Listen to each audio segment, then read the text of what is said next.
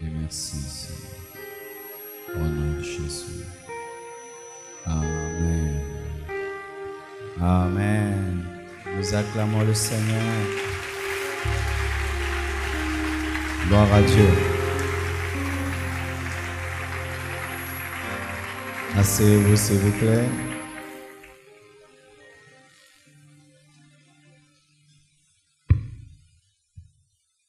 Soyez les bienvenus à cette soirée de gloire. Amen. Le thème de mon message ce soir, c'est les porteurs des fardeaux. Les porteurs des fardeaux. Comme nous l'avons dit, ces derniers temps, nous travaillons sur les miracles de Jésus. Et aujourd'hui, nous allons aussi parler de la manière dont l'un des miracles de Jésus a eu lieu.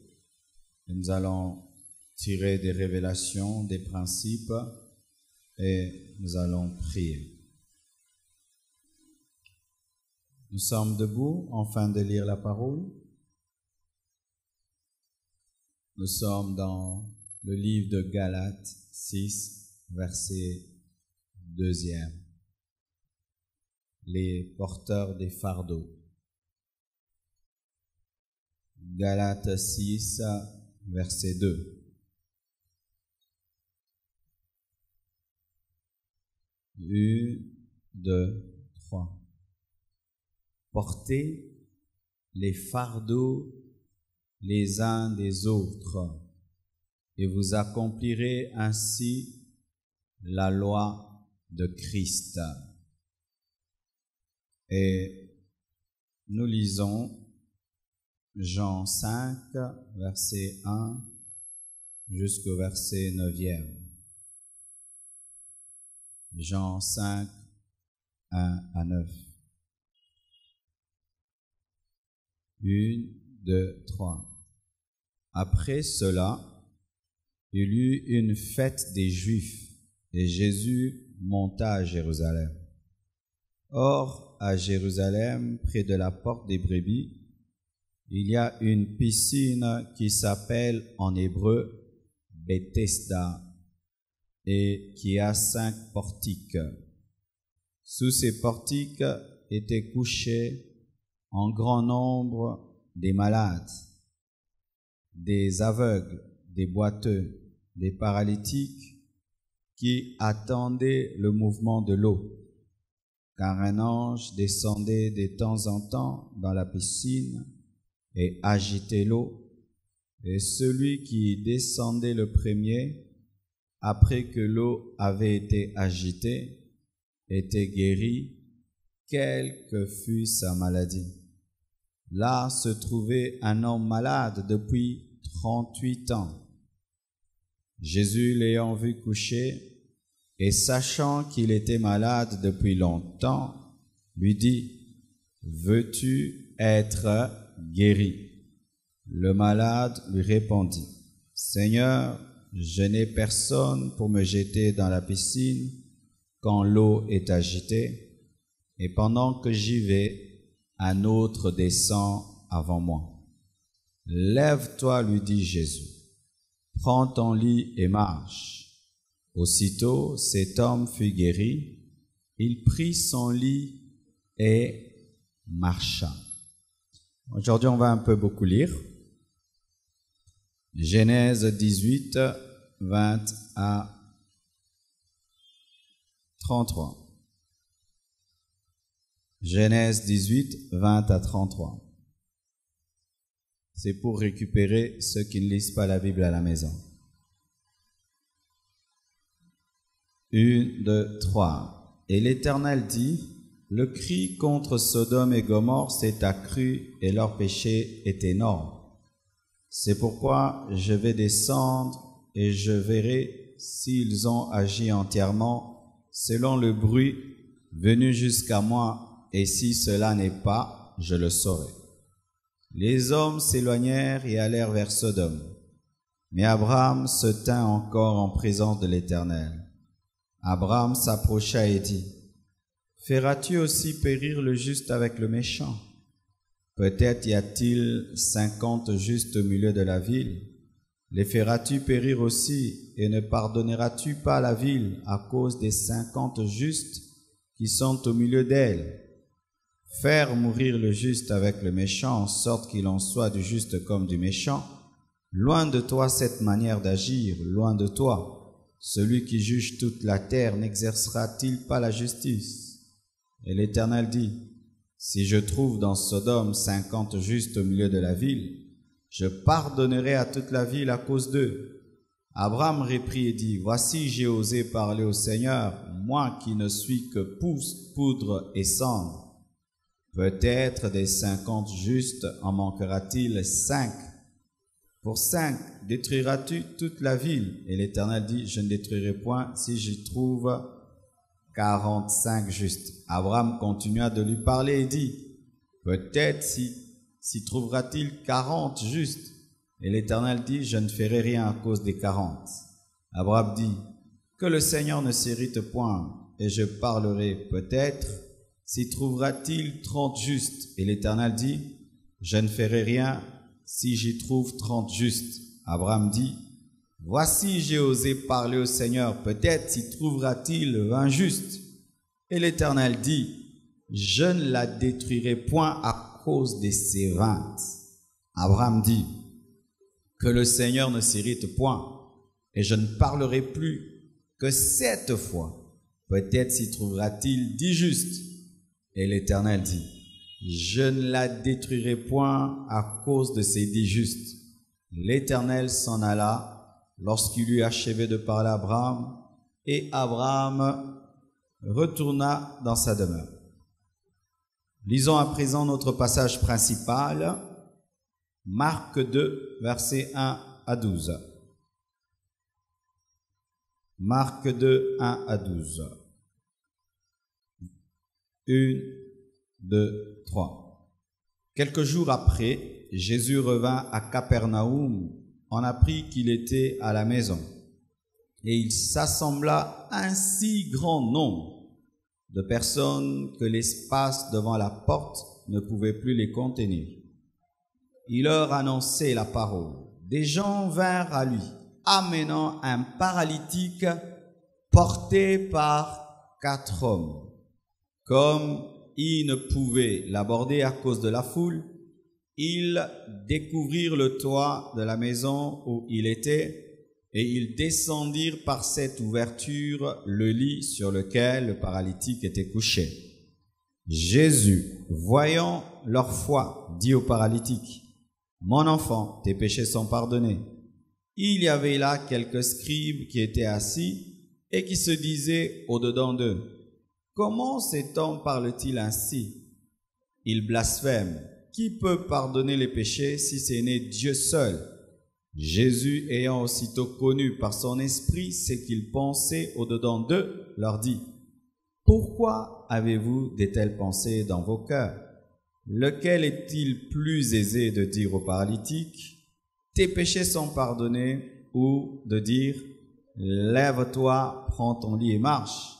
Or, afin que vous sachiez que le Fils de l'homme a sur la terre le pouvoir de pardonner les péchés, je te l'ordonne, dit-il au paralytique, lève-toi, prends ton lit et va dans ta maison.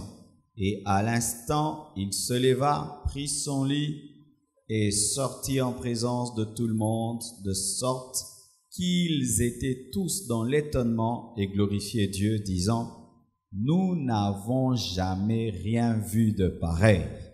Acclamons la parole du Seigneur.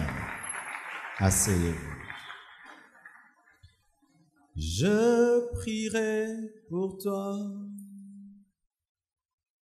Tu prieras pour moi. Ensemble nous verrons la gloire du Dieu vivant. Je prierai pour toi.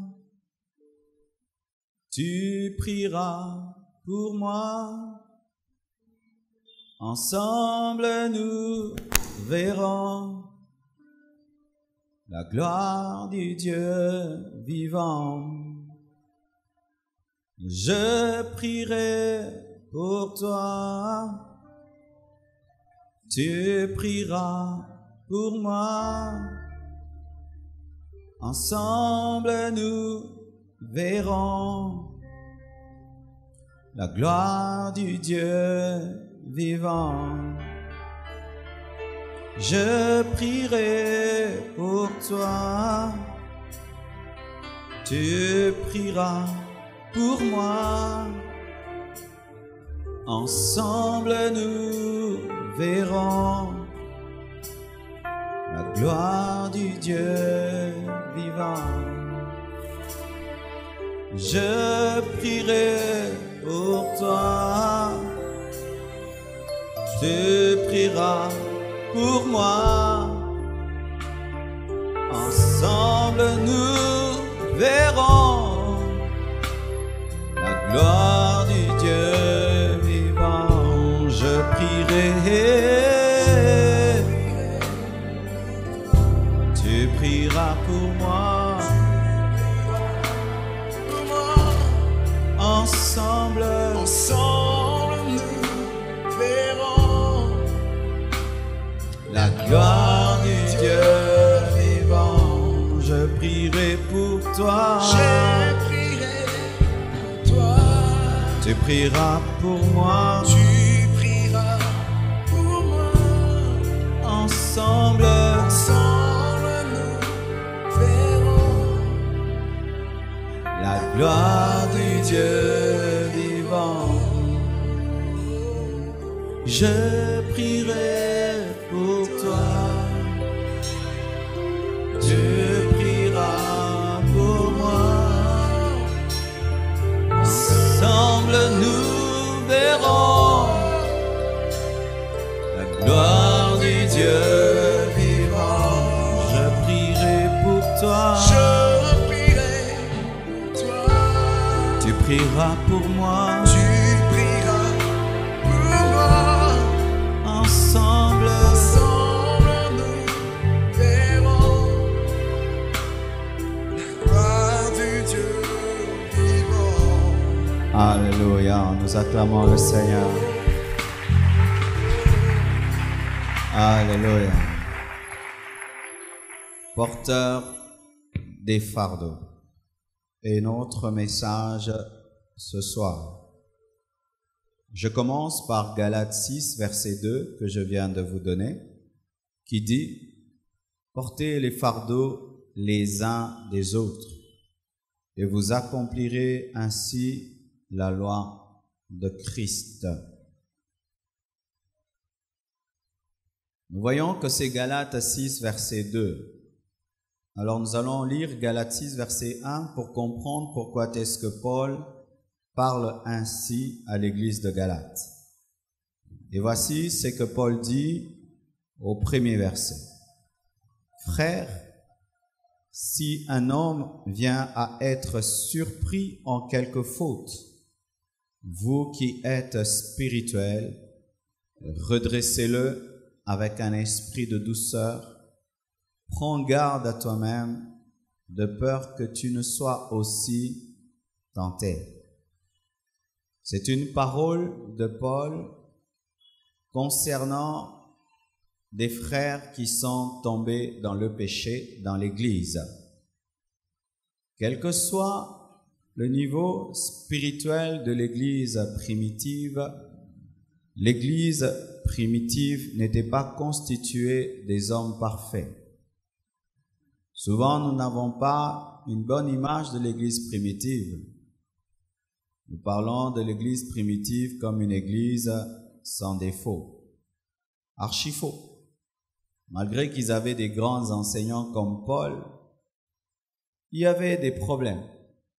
Et des fois, dans l'église, il suffit que quelqu'un commette le péché. On dit, ah voilà, dans cette église-là, c'est une fausse église parce que quelqu'un a commis le péché. C'est archi faux.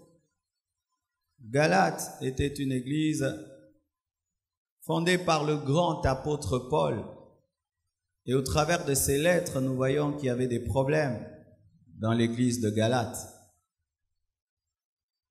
Et je vois des fois certaines personnes, quand ils t'entendent prêcher la sainteté, il suffit seulement que l'un des fidèles de l'église commette le péché, ils remettent en question ton message. C'est injuste. Il y a des grandes écoles qui ont aussi des gens qui ont 0 sur 10. Il y a des grands professeurs, mais il y a des gens qui échouent à leur cours. L'échec d'un étudiant à un cours ne fait pas du professeur un mauvais professeur. L'échec d'un étudiant ne fait pas de l'université une mauvaise université. Et lorsque nous venons à l'église, nous nous attendons à trouver des personnes parfaites. Je crois que certains au milieu de vous, c'est l'un des chocs que vous avez eu lorsque vous êtes convertis, de vous rendre compte que le mal n'est pas seulement en dehors de l'église, il est aussi dans l'église. Je me souviens, lorsque j'ai commencé le ministère, je voulais être le pasteur d'hommes parfaits. Je voulais transformer les gens presque avec mes mains. Mais quand j'ai compris à quel point Dieu est patient avec l'homme, j'ai compris que moi aussi, je devais l'être avec l'homme parce que Dieu aussi est patient envers moi.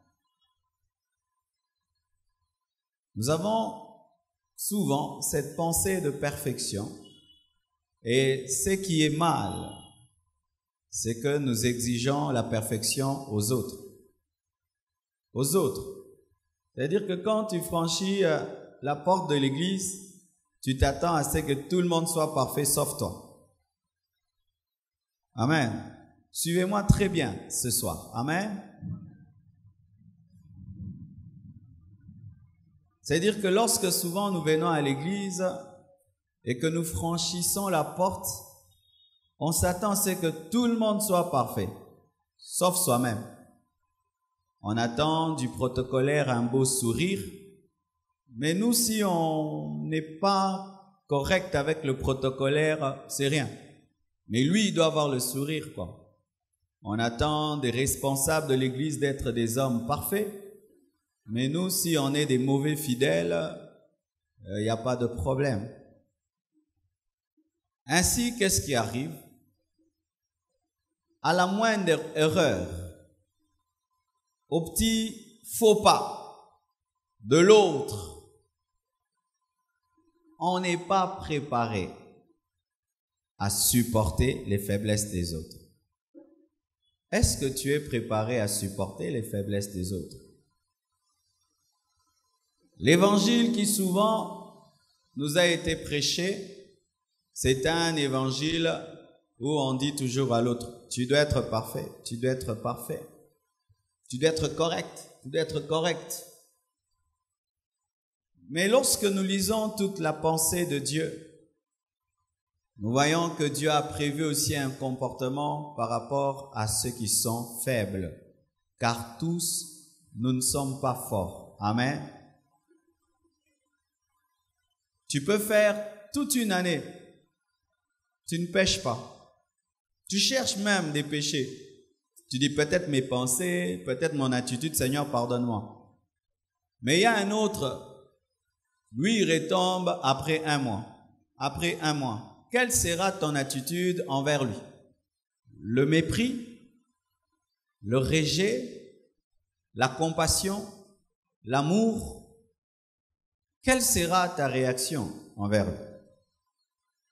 Et Paul dit, frère, si un homme vient à être surpris en quelque faute, vous qui êtes spirituel, c'est-à-dire que lui est charnel, vous devez savoir qu'à l'église, il y a des gens spirituels et des gens charnels. Amen, hein? Oui.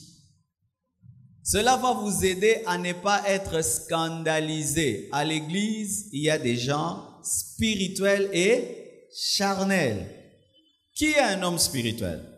Un homme spirituel, c'est un homme qui est mort à lui-même. Il ne fait plus les choses selon sa volonté, il fait les choses selon la volonté de Dieu. Amen. Et un homme charnel, c'est un homme qui a donné sa vie à Jésus, mais qui continue à diriger sa vie et qui manifeste, malgré qu'il dit être chrétien, les œuvres de la chair, les œuvres du monde. Amen. Et parmi vous, il y a des spirituels, parmi vous, il y a des charnels. Et il faut le savoir. Amen. Hein? Si dans ta tête tu dis que tout le monde est spirituel, le jour que tu verras un frère charnel qui te donne une mauvaise réponse, qui a une mauvaise attitude, tu seras scandalisé et dire « Je commence à prier à la maison », comme il y a beaucoup de gens aujourd'hui qui ont décidé de prier à la maison parce que on leur a mal enseigné qu'à l'église, tout le monde est spirituel. Et eux-mêmes sont charnels et ils restent à la maison. Amen. Hein? Lui-même est charnel, mais il condamne les autres d'être charnels alors que lui-même est le premier charnel. Et la Bible dit ceci.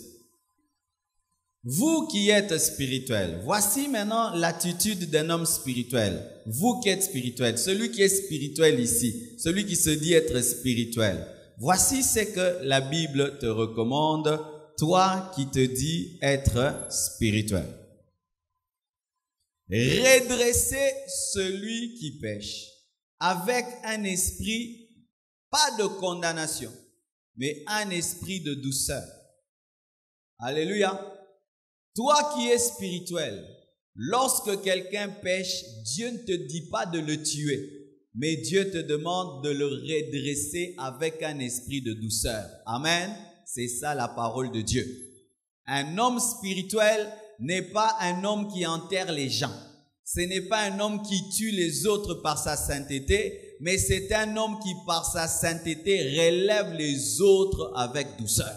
Alléluia. Pourquoi? Des fois, nous voulons que les hommes spirituels soient méchants, soient des hommes qui rejettent les gens. Quand tu pêches, ils te rejettent. Tu commets le mal, ils te rejettent. Ah, ça c'est un homme spirituel.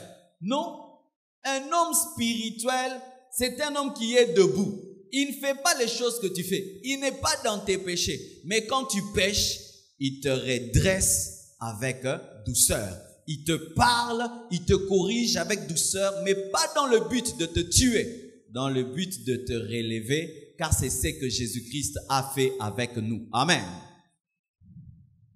Toi qui, par ta sainteté, tu tues les gens, sache qu'en tuant les gens avec ta sainteté, tu deviens charnel.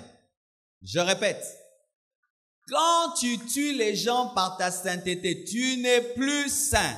Tu es charnel parce que la sainteté, ce n'est pas seulement vaincre le vol, le mensonge, c'est aussi vaincre la méchanceté. Alléluia. Vous qui êtes spirituels, apprenez à redresser avec douceur, pas avec brutalité. Pourquoi?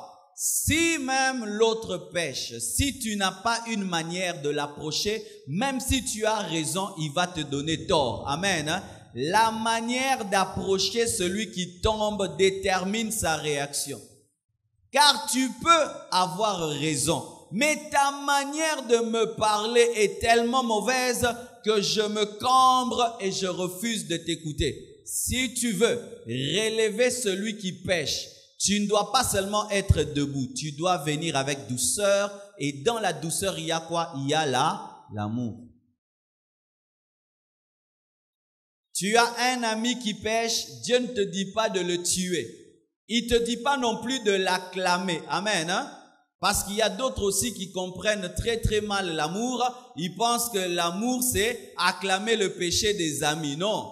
L'amour, c'est dire à ton ami, c'est le mal, mais tu ne le tues pas. Tu le relèves avec douceur, tu lui dis, relève-toi, continue. Amen. Et voici un équilibre qui est donné par Paul. Il dit ceci.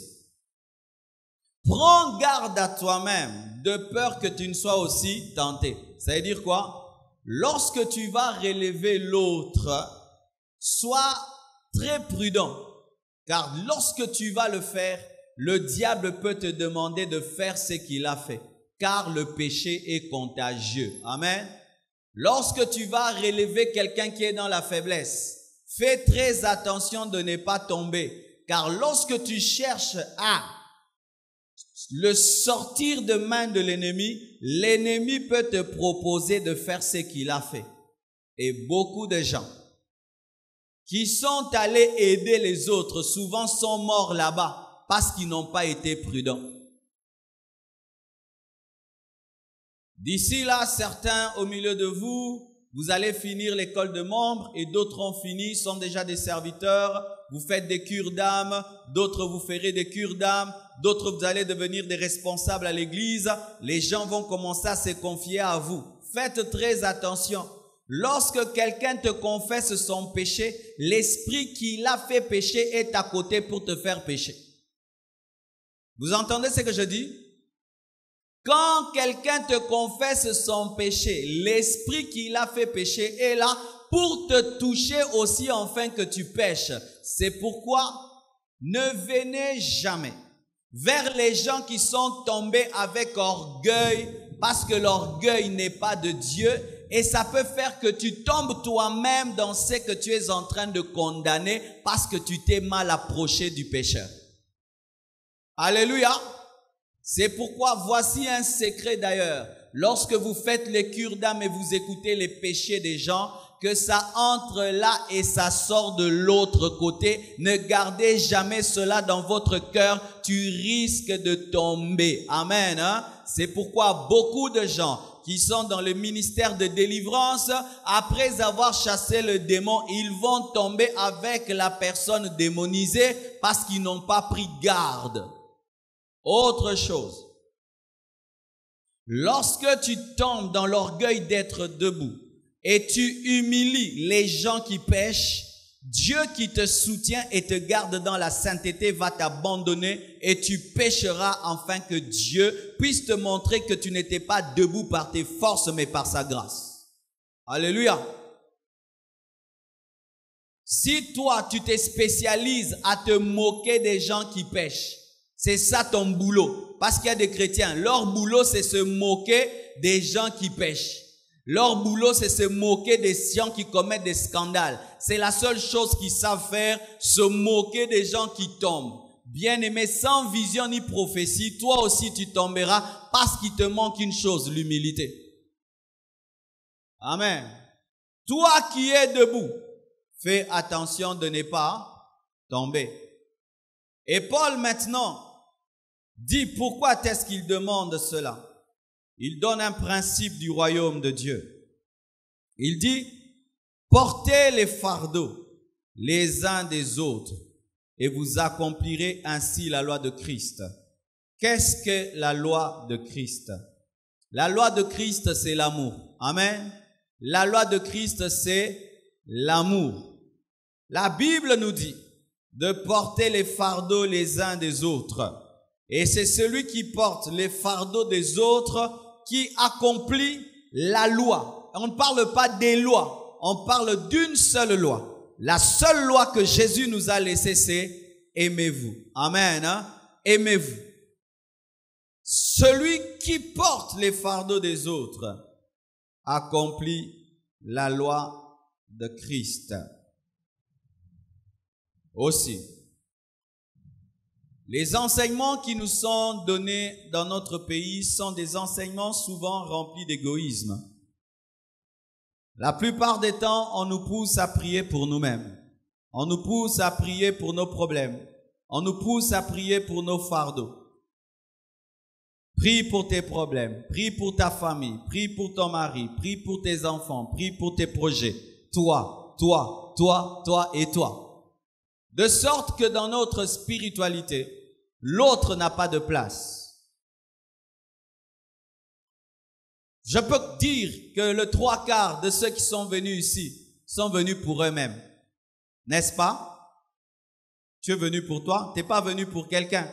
C'est qu'il y a une grave maladie à l'église. Les gens viennent à l'église pour eux-mêmes.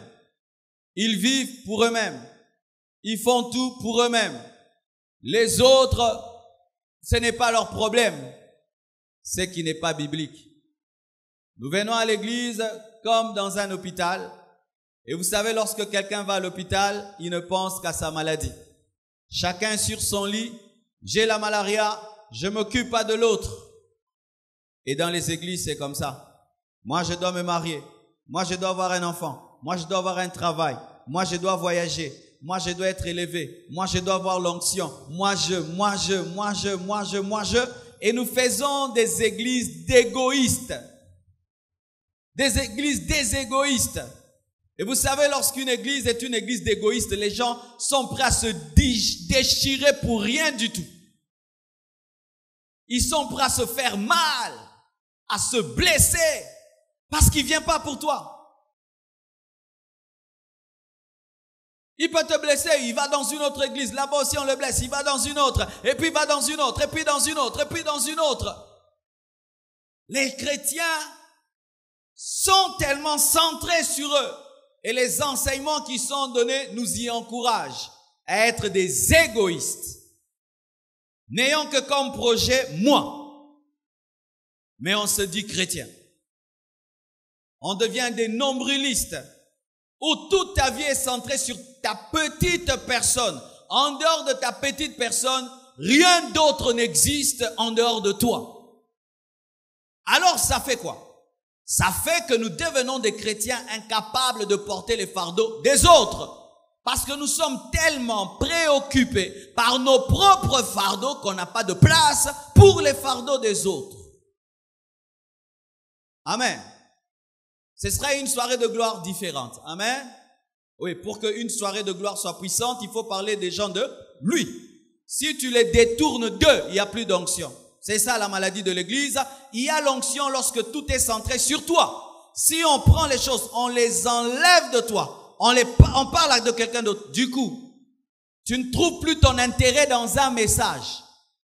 Tu trouves l'intérêt dans un message lorsqu'il s'agit de ta vie. Tu trouves l'intérêt dans un programme quand il s'agit de toi. Tu trouves l'intérêt dans un enseignement quand on parle de toi. Tu trouves l'intérêt dans une requête lorsqu'on parle de tes problèmes. Voilà les chrétiens que nous sommes. Des chrétiens malades, incapables d'accomplir la loi de Christ.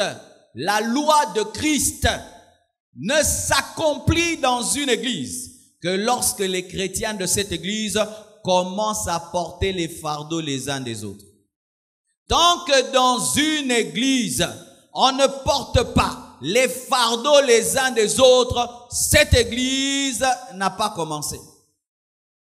Vous m'entendez?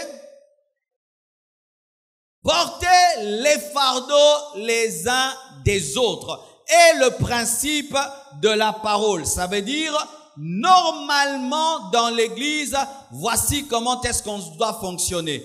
Moi, j'ai le fardeau de ce frère qui n'est pas marié. Amen. Pendant que moi, je n'ai pas de boulot, mon souci, ce n'est pas de ne pas travailler. Mon souci, c'est que ce frère-là se marie. Et lui qui a le souci de se marier, il s'oublie lui-même, il se soucie de moi qui n'est pas encore peut-être marié. Ainsi, tu portes mon fardeau et je porte ton fardeau. C'est ça la parole. La parole, c'est que lorsqu'on vient dans un culte, il y a quelqu'un qui est malade là, il prie pour l'autre qui est malade là-bas. Il dit, Seigneur, guéris-le. Seigneur, guéris-le. L'autre dit, Seigneur, guéris-le. Ainsi, il y a des miracles. Mais qu'est-ce qui se passe? Seigneur, guéris-moi. Seigneur, bénis-moi. Seigneur, guéris-moi. Seigneur, bénis-moi. C'est pourquoi il n'y a pas de miracles. Parce que nous ne sommes pas dans l'amour, nous sommes dans l'égoïsme. Vérifie, mon frère. Combien d'années tu as fait priant pour une chose que tu demandais à Dieu personnellement? Est-ce que tu l'as déjà eu? Nous ne faisons pas souvent le bilan de nos prières. Je prie, je prie, je prie, je prie, je prie. Mais il ne faut pas seulement prier. Il faut se poser la question, est-ce que ça marche? Alléluia. Est-ce que Dieu m'exauce? 10 ans, tu demandes une chose à Dieu, jusque-là tu ne l'as pas obtenue. Tu dois te poser la question, est-ce que Dieu veut te la donner ou est-ce que je la demande bien? Ils ont reçu leur miracle lorsque ils ont cessé de demander pour eux et elles ont commencé à demander pour d'autres et se sont retrouvées bénies alors qu'elles avaient déjà oublié qu'elles avaient ce besoin. Portez les fardeaux les uns des autres. Je vous assure, mes frères, si dans cette église nous commençons à appliquer Galates 6, verset 2, vous verrez combien il y aura de témoignages, combien il y aura de guérisons, des miracles et des prodiges, car Dieu est dans sa parole. Dieu n'est pas dans notre égoïsme. Alléluia. Dieu est dans sa parole. Et il y a 3 exemples que je vais donner aujourd'hui afin de confirmer ce principe. Je donne l'exemple d'Abraham. Abraham, Dieu le bénit. Il vient le visiter. Vous imaginez quelle expérience. Dieu vient le visiter avec des anges. Et il lui dit que l'année prochaine, à la même période, ta femme Sarah aura un fils. Sarah rit. Elle ne croit pas que Dieu puisse le faire parce qu'elle est déjà vieille. Et avant de partir, Dieu dit, cacherai-je ce que je ferai à mon ami Abraham? Et Dieu lui dit, le bruit des péchés de Sodome et Gomorrhe est arrivé jusqu'à moi. Et j'ai décidé d'aller voir ce qui s'y passe et je détruirai. Lorsqu'il veut partir, Abraham commence à intercéder pour Lot, car Lot se retrouva à Sodome et Gomorrhe. Et vous savez comment est-ce qu'ils se sont séparés? Lot a choisi la plaine, la meilleure partie du territoire, alors que lui n'avait pas entendu la voix de Dieu. Abraham est dans une bonne position. Dieu vient de lui promettre un enfant. Tout va bien pour lui. Il est en train d'expérimenter quelque chose d'extraordinaire. Un homme qui est en train de causer avec Dieu. Au lieu de se contenter de cette expérience spirituelle qu'il était en train de vivre, il se souvient de qui? Il se souvient de son neveu Lot. Voilà, bien-aimé. Il pouvait dire à Dieu, révèle-moi quel sera le visage de mon fils. Révèle-moi dans 20 ans, qu'est-ce qu'il y aura? Non. Il trouve que là, il doit porter le fardeau de quelqu'un d'autre, de porter le fardeau de Lot. Et il commence à intercéder. Et je vous dis, l'intercession d'Abraham pouvait même énerver Dieu. Parce qu'il commence en disant, Seigneur, s'il y a 50, est-ce que tu vas détruire? Non. S'il y a 45, s'il y a 40, s'il y a 10. Mais Dieu prend le temps, il écoute Abraham parce que Abraham était dans la loi de Christ, il était dans l'amour. Il sent que Lot va mourir et qu'il sera brûlé avec Sodome et Gomorrhe parce que Lot était un rétrograde. Amen. Hein? C'était un chrétien, le symbole d'un chrétien rétrograde, parce que lorsqu'il a choisi la plaine qui était à côté de Sodome, la Bible nous dit qu'il s'est retrouvé à Sodome. C'est-à-dire qu'il avait commencé à être à côté de Sodome jusqu'à se retrouver dans Sodome. C'est la caractéristique des chrétiens qui ne se convertissent pas en profondeur, qui dans leur conversion ne sont pas trop loin du monde et après des années se retrouvent dans le monde. Amen. Hein? Mais Abraham n'a pas jugé Lot, il a intercédé pour que Lot puisse sortir de Sodome. Alors que tout allait bien pour lui, il oublie le privilège qu'il a d'avoir Dieu devant lui et d'en profiter au maximum. Il commence à prier pour quelqu'un d'autre afin que Dieu puisse sauver Lot. Alléluia. Bien-aimés frères et sœurs, aujourd'hui, on nous enseigne beaucoup sur nos expériences. Nos expériences. Et qu'est-ce qui arrive? Lorsque les gens sont trop dans les expériences personnelles, bizarrement, ça devient des chrétiens qui n'aident personne et qui ne sauvent personne. Quand tu entends quelqu'un qui te dit tout le temps, « Oh, j'entends la voix de Dieu, j'ai sens ceci », tu vas remarquer qu'il ne gagne pas les âmes, il n'intercède pas pour les âmes. La seule chose qu'il a, c'est se glorifier, de voir des anges et de sentir le feu et d'entendre des voix. Abraham ne s'est pas limité qu'à causer avec Dieu, mais par sa communion avec Dieu, il a sauvé Lot, il a intercédé pour Lot, il a oublié son fardeau et il s'est concentré sur le salut de quelqu'un d'autre et par sa prière, Lot a été sauvé. Alléluia. Dieu te dit ce soir que tu es trop égoïste, trop. Tes prières sont remplies d'égoïsme. Remplies d'égoïsme. C'est pourquoi il ne t'exauce pas. Tu es trop égoïste quand tu pries. C'est pourquoi tu ne reçois rien de Dieu. La seule chose que tu sais faire quand tu pries, c'est parler de toi et de toi et de toi et de toi. Et Dieu est fatigué de ta manière de prier. Tu pries mal. Paul dit, portez les fardeaux les uns des autres et vous accomplirez la loi de Christ. Que c'est terrible que d'entendre dans l'église des gens qui disent Mutuna mutayaki na ndenge nae. Bien-aimés frères et sœurs, est-ce que les enfants d'une même famille le disent? Est-ce que les enfants d'une même famille le disent? Que mutuna muta botama na ndenge nae. Mais à l'église, nous disons cela. Je suis venu pour mon problème. Hein. Je suis venu pour ma vie. Hein. Je suis venu pour mon problème. Bien-aimé, ça, ce n'est pas l'église.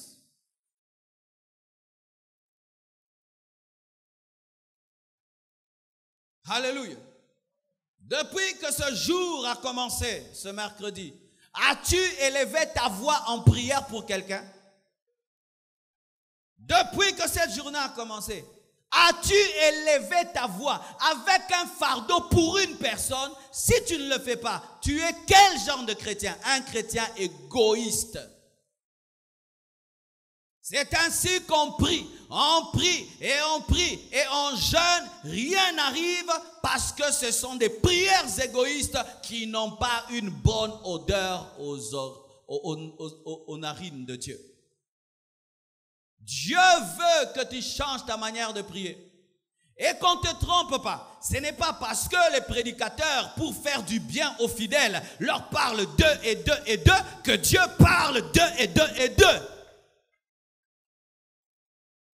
Ce n'est pas parce qu'une prédication fait dire aux gens Amen qu'elle est biblique. Si tu ne portes pas ma vie et je ne porte pas ta vie, nous ne sommes pas chrétiens.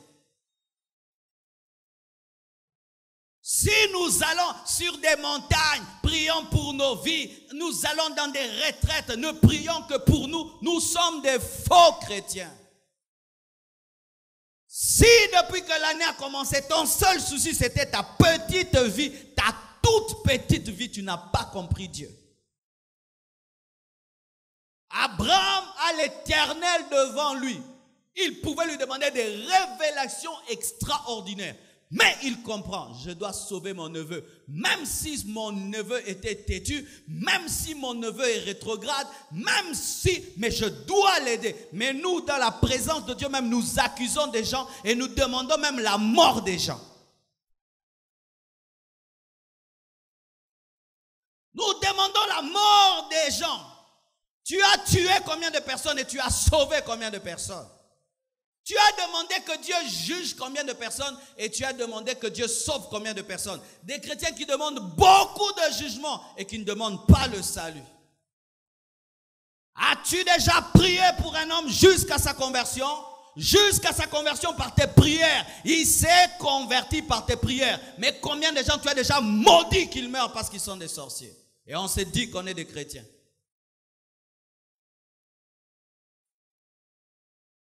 Si vous ne portez pas les fardeaux des uns des autres, Vous ne connaissez pas Dieu. Vous venez profiter de Dieu. Vous venez recevoir des choses de Dieu, mais vous ne connaissez pas la nature de celui que vous priez.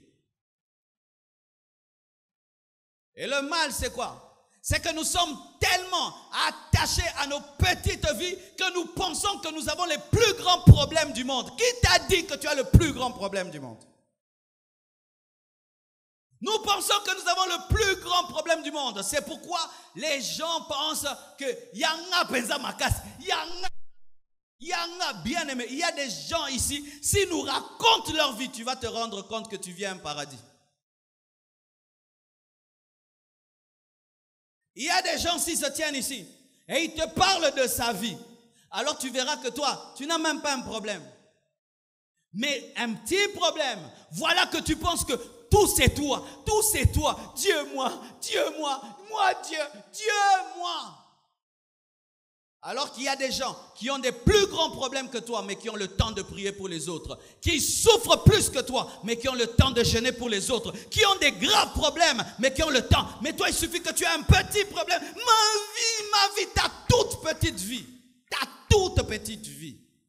Une vie n'a de la valeur que si elle influence notre vie. Je répète, une vie n'a de la valeur que si elle influence notre vie. Car ma vie, si tu vis 120 ans, c'est si peu. Mais si tu influences 10 000 personnes qui vont vivre 120 ans, alors ça devient beaucoup. Abraham ne s'est pas concentré que sur Isaac. Il s'est concentré aussi sur Lot. Alléluia. Et nous avons lu l'histoire de la piscine de Bethsaïda. Dans cette piscine, un ange descendait. Et s'il descend, il agite l'eau, le premier, pas le deuxième, le premier.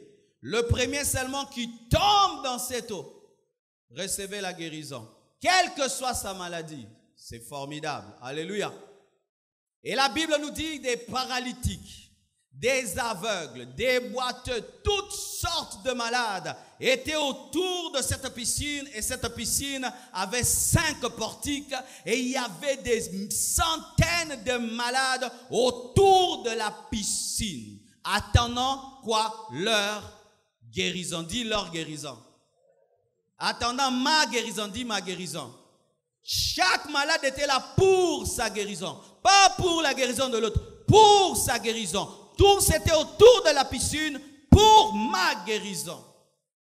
Et je suis sûr, lorsque seulement l'ange tombait dans cette piscine et qu'il voyait l'eau bouger, c'était la guerre. N'est-ce pas? C'était, n'est-ce pas, la guerre? C'était la guerre autour de miracles. Imaginez ça. Le premier seulement qui se jette est guéri. C'était plus que s'engouffrer dans un bus de, je ne sais pas, Sautraz ou je ne sais pas quoi. C'est sûr que l'aveugle allait et il se cogne. Peut-être le paralytique, il se bouscule.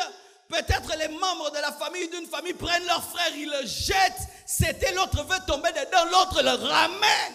Je vous dis, qu'après chaque miracle, les gens se battaient. Pourquoi? J'étais avant toi, tu m'as tenu le pied.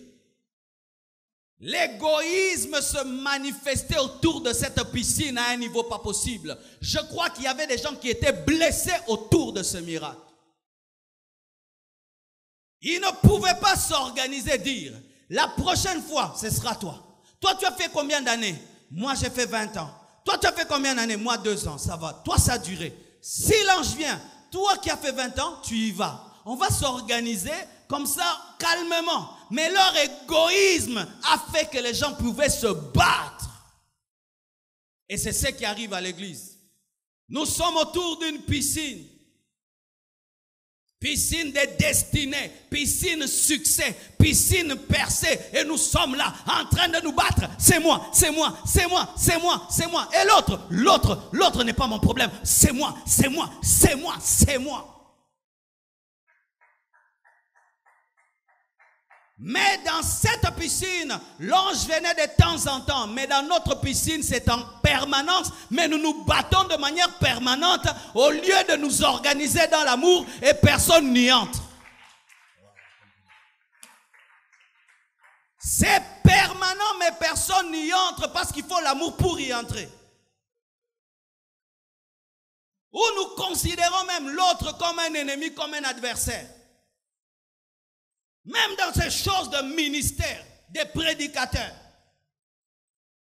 Des prédicateurs qui pensent que si l'autre monte, lui il va descendre. Alors il doit tout faire pour te casser, pour que tu descendes. Tu n'as pas le sens de l'appel. Si Dieu t'appelle, il a un temps pour t'élever. Des gens qui se battent à la chorale pour avoir le micro. Des gens qui chantent à la chorale. Mais il y a des guerres. Vous voyez seulement ils chantent. Mais il y a des guerres. Des bêtises. Ou maintenant on se convertit, mais on adore qui? Moi. Tu t'es converti pour t'adorer? Pour travailler que pour toi, vivre que pour toi, c'est ça se convertir pour vivre pour soi. Mon élévation, mon temps, on m'a bloqué, on m'a freiné. Si on n'a pas bloqué Jésus, où est le problème? Alléluia. Et il se battait autour de cette piscine. L'ange descendait pour guérir, mais autour de la guérison, il y avait des problèmes. Des problèmes d'égoïsme, des problèmes de lutte. Et voilà que Jésus vient. Il rencontre un homme, peut-être c'était celui qui était le plus vieux des malades. Il a fait 38 ans, dit 38 ans. Et Jésus lui pose la question, il dit, veux-tu être guéri? Et il dit, papa, chaque fois que j'essaye de me jeter, quelqu'un d'autre va avant moi. Pourquoi? Les jeunes vont avant. Moi, je suis vieillard. Et de deux, personne ne m'aide pour me jeter. Alors, s'il faisait des efforts, peut-être qu'il était paralytique des pieds et qu'il pouvait se traîner avec les mains, ou il était un peu paralytique à moitié. Mais il dit une chose, il n'y a personne pour me jeter. Pendant 38 ans. Personne ne l'a jeté. 38 ans. Tout le monde pensait à lui. Et cet homme fêtait ses anniversaires-là. Une année d'anniversaire, 2 ans, 3 ans, 38 ans. Personne ne le voyait. Parce que tout le monde était tellement concentré sur soi. C'est ce qui arrive dans l'église. Lorsque les gens sont tellement concentrés sur eux, ils ne voient pas les autres. C'est ce qui arrive. Quand tu es tellement concentré sur toi, tu oublies que les autres existent. Et c'est avec l'aide de Jésus qu'on se rend compte que cet homme a fait 38 ans. Pourquoi? Il n'y avait personne pour le jeter. Et il y a des gens aussi dans les églises. Ils vivent aucun miracle parce qu'il n'y a personne pour les jeter. Personne. Il n'y a pas des prières d'amour autour de leur vie pour que le miracle ait lieu. Tellement que quand on dit priant, ma vie, Dieu aimerait entendre quelqu'un qui dise, Seigneur, guéris-le, et un autre guéris-le, puis il y a un miracle. Et comme il n'y a pas de prière comme ça, Dieu ne fait rien. Et il est là 38 ans parce que personne ne le jette dans l'eau. Nous prions très mal, nous gênons très mal, nous faisons très mal nos retraites. Pendant Alpha 40, tu as prié pour combien de personnes? Je ne parle pas des requêtes données à l'église. Là, tu subis la spiritualité du modérateur. Toi-même, dans le secret de ta chambre, pendant Alpha 40, combien de personnes tu as présentées devant Dieu? Avec amour. Et on a des gens qui n'ont aucun miracle. Parce que tout ce que nous savons maintenant faire à l'église, moi, maintenant, lui, il prie pour lui, lui pour lui, pour lui, pour lui, pour lui, pour lui. Personne ne prie pour un autre. Et Dieu regarde, il dit, vraiment ces gens, ce sont des égoïstes. Je ne fais rien. Et c'est ça le piège de Satan. Satan nous fait croire ceci, que si tu pries pour les autres, Dieu va t'oublier. C'est pourquoi au Congo, par exemple, on met un bus là, et on dit, il y a 24 places. Et vous êtes à 24. Entrez calmement, tout le monde aura la place. Non, en nous c'est quoi? Son awelelité. Non, raté. Bis, c'est à 24 places, c'est comme à 2 places. Et nous avons aussi ça. La Bible dit clairement que la loi de Christ, c'est l'amour. C'est-à-dire quoi? Le chemin par excellence pour être touché par Dieu, c'est vivre dans l'amour. On n'y croit pas. On dit non, il faut que moi, comment je peux prier beaucoup pour les gens comme ça? Comment j'aurai l'onction? Comment je peux beaucoup prier pour les gens comme ça? Comment est-ce que Dieu va résoudre mes problèmes?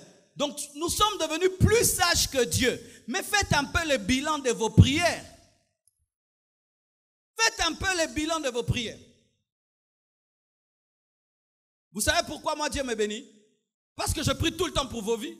Je prie tout le temps. Seigneur, qu'ils changent, qu'ils soient transformés. Bénis-les, change-les, bénis-les, change-les. Seigneur, aujourd'hui, ouvre leurs yeux, qu'ils comprennent, qu'ils soient changés. Seigneur, aujourd'hui, lundi, mardi, mercredi. Et j'oublie des fois que j'ai des problèmes, mais des miracles me suivent. Mais pour cela, il ne faut pas se mettre pasteur. C'est un principe de la parole de Dieu.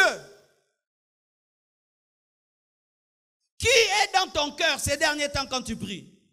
Les soucis de qui? N'engayo en souci au moro. Nani siko pe mena souci no moro pe azali pe na souci no makasi penza don okoko lia te pona e n'engayo ko kate ko lia pona makambo no.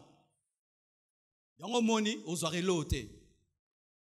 O Bible ngoto vivra ngote yo vivra la Bible mobimba to côté nao. Nous voulons vivre le verset. Tant que tu vivras, rien ne te résistera. Mais est-ce que tu as le cœur de Josué? L'égoïsme est l'une des grandes maladies dans l'église. L'égoïsme. Et il y a pas personne qui a pimelio prière. Au kabelon bongo.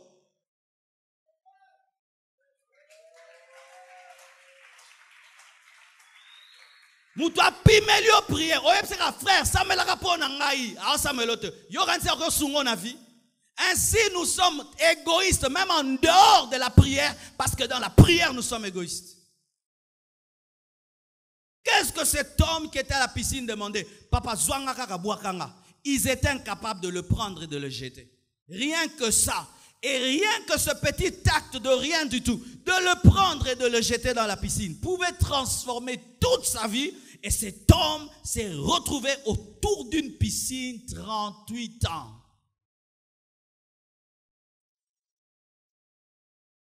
Je vous assure, certains membres de vos familles ne changent pas. C'est parce que personne ne prie pour eux, avec un fardeau réel.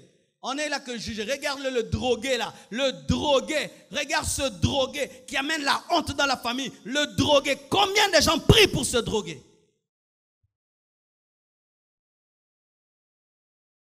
Regarde d'autres même disent, regarde papa, il a pris une deuxième femme, une troisième femme. Combien de temps vous pleurez pour ce polygame? Quelqu'un est malade dans la maison, on le regarde un tout petit peu et quand on dort, Seigneur protège-moi. Mais on oublie qu'il y a quelqu'un dans la maison qui est en train de souffrir. Vous avez des membres de famille même qui sont hospitalisés, mais vous ne priez pas pour eux. Vous avez des membres de famille, à l'instant, pendant que je parle, vous avez des membres de famille hospitalisés. Mais si je n'avais pas prêché ce que j'ai prêché là, vous n'allez même pas prier pour cette personne? Ouais, moi, l'onction du ministère, la grâce, ouvre mes yeux, ouvre mes oreilles. Dieu est fatigué de t'entendre demander les mêmes choses.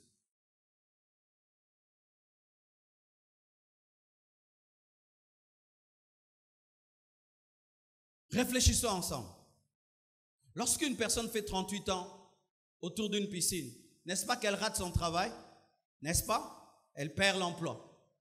N'est-ce pas que cette personne, si elle avait une femme, la femme peut-être peut s'en aller, n'est-ce pas? Et peut-être si cette personne avait des enfants, peut-être que les enfants même se sont mariés sans que puisse voir. Elle a gâché toute sa vie. Et nous avons plein d'hommes et de femmes comme ce monsieur qui était à la piscine autour de nous. Mais nous n'avons pas les yeux pour les voir parce que nous sommes tellement concentrés sur nous.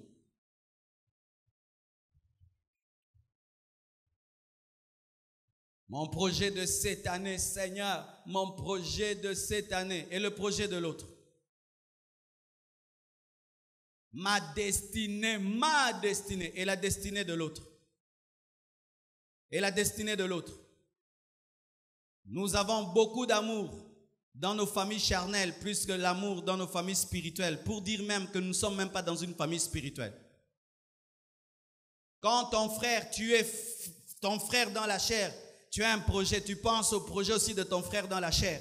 Mais quand tu es chrétien, tu t'en fous du projet de ton frère spirituel. Mais nous disons, nous sommes la famille chrétienne.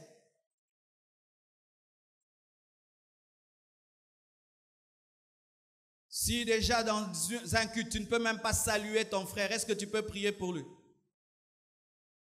Tu t'en fous de connaître le nom des gens à l'église. Connaître le nom des gens. Pourquoi je vais les connaître? Pourquoi je vais les connaître? Moi, je viens prier. Ah bon? L'église, c'est prier, c'est tout. Moi, je viens prier là-bas. Moi, je prie là-bas. Je ne veux pas que les gens me connaissent. C'est ma vie privée. Français. Et beau, ma bisso. À l'église, on n'a pas de vie privée. À l'église, on n'a pas de vie privée. Tu es frère de l'église, je te croise sur la route, tu es en train de pécher, je m'arrête. Bien-aimé, comment tu fais ça? Frère, comment tu t'occupes de moi? À l'église, on se rencontre, mais pas ici. Non, partout, tu es mon frère. La Bible dit, soyez, veillez les uns sur les autres. Je suis ta sentinelle, tu es ma sentinelle. Ah oui. Nous sommes champions pour veiller sur les péchés des autres, mais pas pour chercher le bonheur des autres. Ah, give me amen. Comment toi tu as fait ça? Pourquoi tu as fait ça? Mais cherche aussi son bonheur comme tu le cherches aussi dans les péchés. On est là dur, très dur pour les péchés des gens, mais pas dur pour qu'ils soient bénis. Paul dit, portez les fardeaux les uns des autres. C'est alors que vous accomplirez la loi de Christ. Dis, Seigneur, libère-moi de cet égoïsme. Dis-le, Seigneur, libère-moi de cet égoïsme. Voilà comment cet égoïsme se manifeste. Si on est en train de donner des requêtes, qu'est-ce qui se passe? Vous l'avez remarqué? Nous allons prier pour notre pays, le Congo, qui est la paix cette année. Nous allons prier maintenant pour que les âmes soient sauvées. Sauve, Seigneur Jésus. Sauve. Yeka mama ya mama. Neko siko ezwa position. Waneza vina yomoko. Soko mi bondele lite. Muto mususa ko bondele la yote. Eza vina yomoko. Satana za kamaradi na yote. Tozoko tele masikoyo. Tozo bondele. Buzoba. Nanzamba bandioseka. Tela théâtre sous babandi. Vaut mieux que tu pries calmement pour toi, mais tu pries beaucoup pour les autres. Vaut mieux que tu pries calmement pour toi et tu pries beaucoup pour les autres. Je te le dis, vaut mieux que tu pries calmement quand il s'agit de toi, mais quand il s'agit de moi, tu pries beaucoup. Car c'est normal de beaucoup prier pour soi-même, mais c'est extraordinaire de pleurer pour l'autre. Une maladie dans l'église, une maladie qui est dans nous les prédicateurs, dans les modérateurs, dans les choristes, dans les intercesseurs, dans nous tous. Bomo inanga, bomo inayosiko, telemandeko, bunasikoyo, zwatali papa. Mais oui, j'ai vu des gens ici, Basel Bama papa, en Hollande, demonali papa.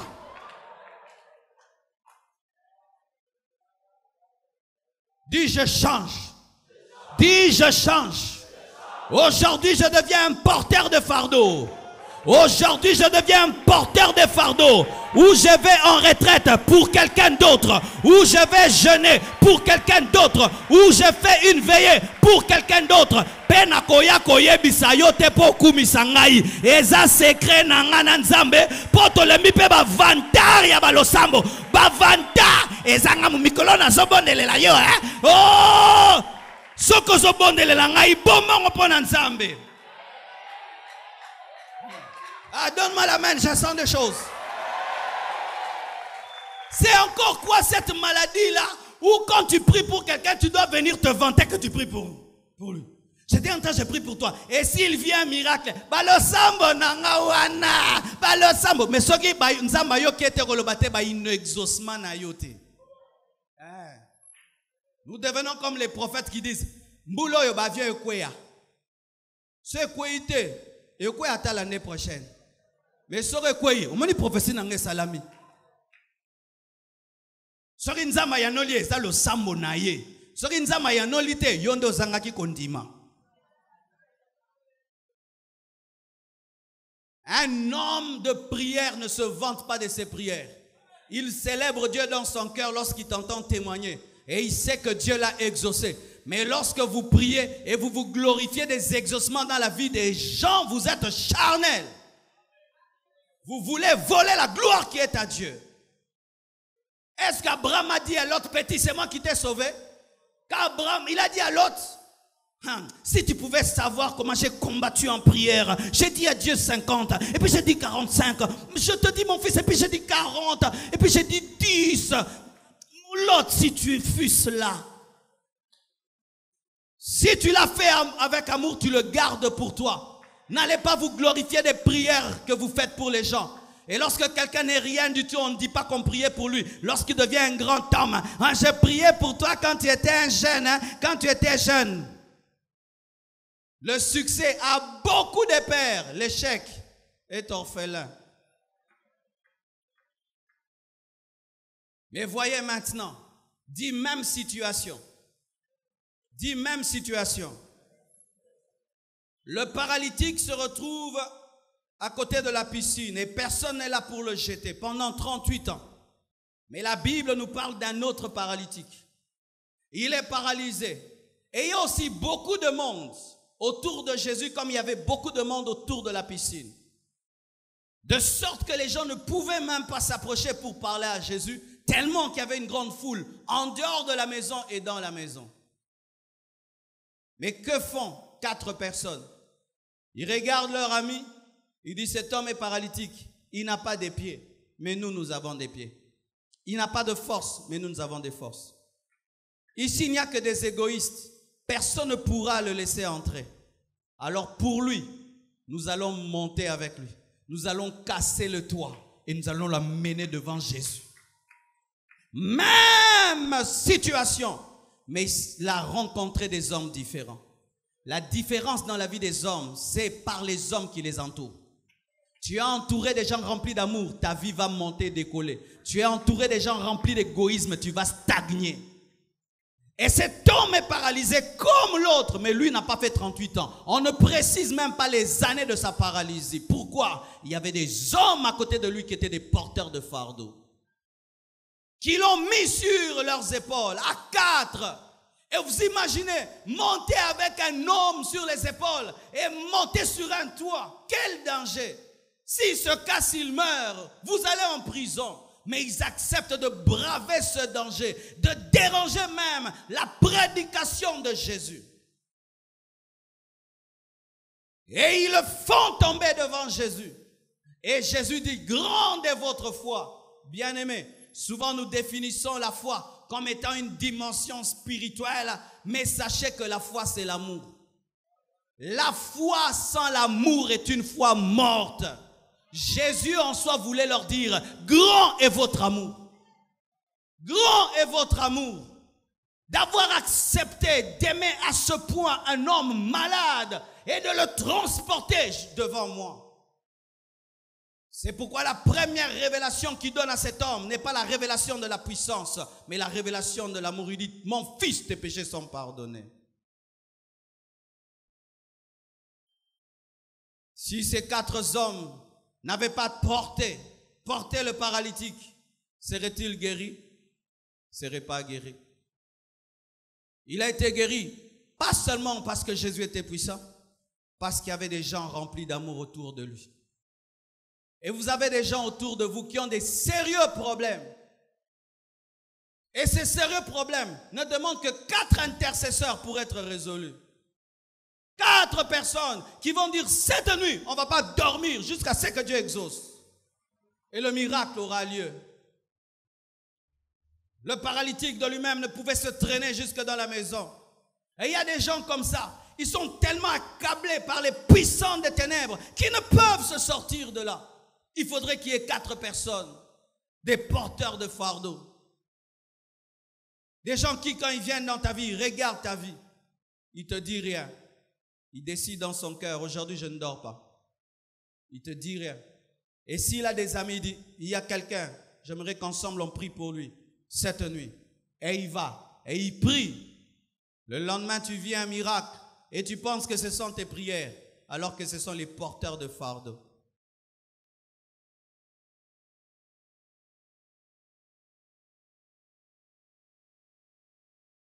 J'ai lu le livre d'un homme de Dieu que Dieu a utilisé beaucoup dans les miracles.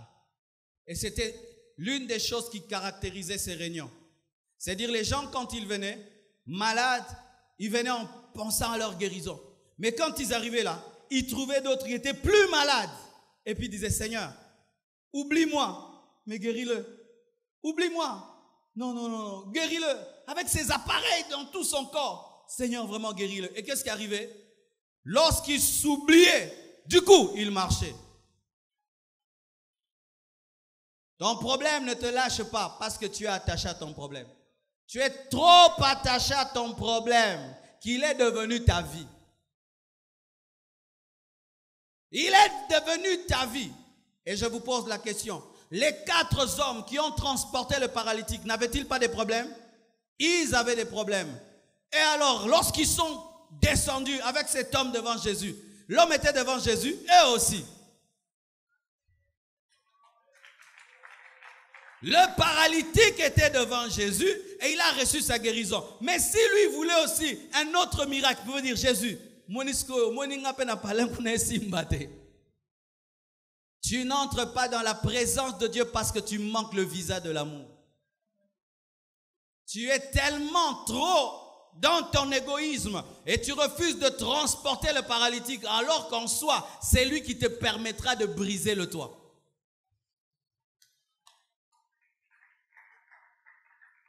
Frères et sœurs, prie tous les jours pour toi. Moi, je vais prier tous les jours pour toi. Mais moi, j'aurai tout ce que toi, tu n'auras pas, en priant que pour toi. Prie tous les jours pour toi. Moi, je ne prierai pas pour moi, je prierai pour toi. Mais j'aurai tout ce que toi, tu n'as pas. Parce que Dieu bénit les hommes qui s'oublient parce que Dieu bénit les morts. Les égoïstes sont vivants et ne reçoivent rien. Mais quand tu meurs à toi-même, c'est alors que Dieu te bénit parce que les morts ne volent jamais la gloire de Dieu. Et l'un des signes de la mort, c'est l'intercession. Lorsqu'un homme meurt à lui-même, il devient un porteur de fardeau. Il devient un intercesseur. Pourquoi? Ses projets ne l'accaparent pas. Ce qui l'accapare, c'est la vie des autres. Mais il reçoit plus que les autres parce qu'il demeure dans l'amour. Est-ce que vous êtes en train de comprendre ce que je dis? Alors, changez un peu vos priorités. Enlevez moi, mettez quelqu'un d'autre. Changez un peu vos priorités, liste. Que Dieu me donne, me donne, me donne, me donne. Enlève ça, que Dieu lui donne, lui donne, lui donne, lui donne, lui donne. Et tu auras, au-delà de ce que tu penses, au-delà de ce que tu demandes, et ce que l'œil n'a point vu, c'est ce que Dieu te donnera. Ce que l'oreille n'a pas entendu, c'est ce que Dieu te donnera. Ce qui n'est jamais monté dans le cœur de l'homme, c'est ce que Dieu te donnera. Je donne l'exemple. Anne, toute sa vie, cherchait un enfant. Elle ne l'a pas eu. Les jours qu'elle a dit à Dieu, tu me le donnes, je te le donne. Moi seulement, je vais être une matrice. Je ne veux pas d'enfant. Et les caca, Dieu lui dit, ça va, je te le donne et je t'ajoute les enfants. C'est un principe dans toute la vie. Seigneur, donne-moi, donne-moi. Il ne te donnera pas. Donne-lui, donne-lui, donne-lui. Alors ça va. Je vais leur donner $1 million. Mais nano kabole la bango, ça va. Yo zoata 2 millions, o kabole la bango 1 million, yo tigana 1 million. Et c'est comme ça que ça marche. Je vais te donner un exemple maintenant. Tu dis, Seigneur, guéris-le, guéris-le, guéris-le, guéris-le, guéris-le, guéris-le, guéris-le. Il dit, ça va. Je te donne alors le don de guérison. Comme ça, tu vas leur imposer les mains, ils seront guéris. C'est comme ça que ça marche. Alléluia. Tu dis, Seigneur, qui se convertisse, Seigneur, qui se convertisse, Seigneur, il se convertisse. Ah, ça va, je te donne l'onction. Quand tu prêcheras, les gens se convertiront. Mais si tu dis, Seigneur, moi, Dieu attend. Est-ce que je peux dire? Lorsque Anne demande les enfants pour Pénina, Dieu ne lui donne pas pour Kotarabitumba cité. Anne demandait les enfants parce que Pénina, qui était sa rivale, en avait. Et comme Dieu n'est pas une femme, pour entrer dans les querelles féminines, Dieu n'entrait pas dans les querelles des femmes. Mais le jour qu'elle est devenue spirituelle pour dire, je n'ai pas besoin de prouver quelque chose à Pénina, je veux seulement que toi tu es un prophète. Il dit, c'est bon, moi nokoli, zoa moussousou. Alléluia. Lorsque Anne cherche un enfant pour prouver à Pénina, elle peut avoir un enfant normal. Mais quand elle cherche un enfant pour Dieu, elle aura un prophète. Et les enfants de Pénina étaient des enfants non griffés, mais l'enfant de Anne avait un nom, Samuel. Alléluia. Bien-aimés frères et sœurs, ou tu pries mal ou tu pries bien. Aujourd'hui, recommencez à prier. Rebandela. Arrêtez ces choses. Tu pries tout. Ça me... Écoutez ces prières. Bénis cette journée. Protège-moi. Garde-moi. Bénis tout ce que je ferai. Que les pièges du diable ne m'atteignent pas. Bénis ma famille, ô Dieu. Garde-moi près de toi.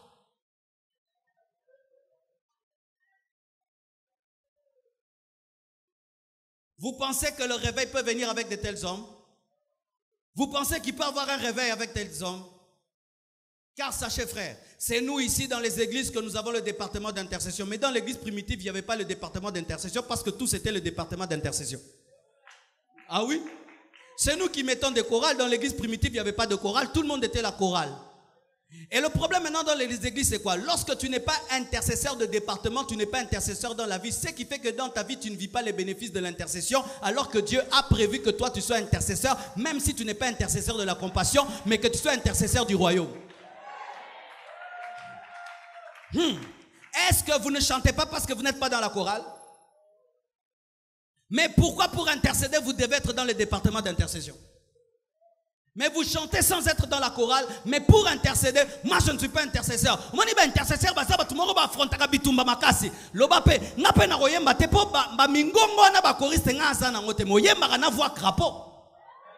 Alléluia. Tu n'as pas besoin d'être enrôlé dans un département pour évangéliser, pour intercéder, pour chanter. Pourquoi? L'intercession, c'est la vie normale d'un chrétien. Écoutez ceci. Si une église de 4000 personnes prend la charge de l'intercession et donne à combien? Vous êtes à combien?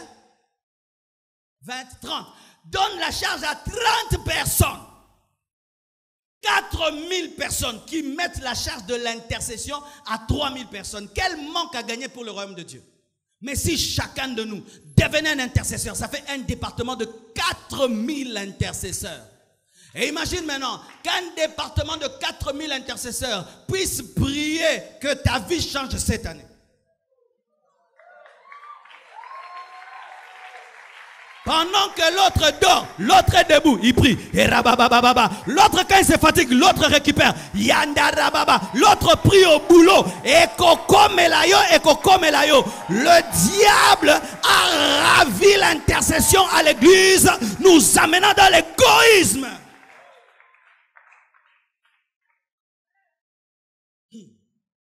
Bien-aimés frères et sœurs, j'aimerais vous dire que la puissance d'une église, c'est lorsque les gens prient les uns pour les autres.